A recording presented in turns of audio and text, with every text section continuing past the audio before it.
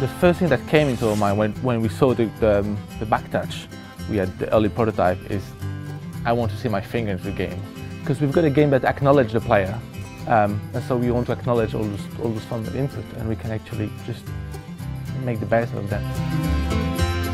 So the game used the back touch to stick your finger, you use the front touch, you use the microphone, you use the gyro, and they're always used in a way that makes sense around with the story, because the game acknowledges the player, and that's a very important thing. Well, I guess the whole concept of Tearaway was built around the Vita, so what's really nice about it is it's got the kind of traditional gamey interactions, which are quite difficult on other portable devices because you don't have the sticks and you don't have the buttons there readily. You've only really got a touchscreen on most other portable devices. So we can still have the arcadey element, which is quite important in Tearaway as well.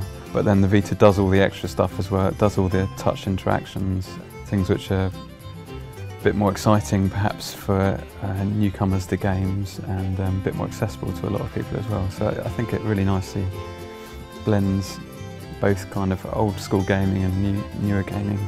Definitely one of the goals is to do it better than anyone else can, and instead of making these things gimmicks, just really using them in a way that's intuitive and interesting for the players. We've got the grand plan of wanting to make a game out of paper and have all of the Vita elements, and story meets physics meets gameplay meets all of the Vita features. They all kind of get bundled together in this crazy little paper world.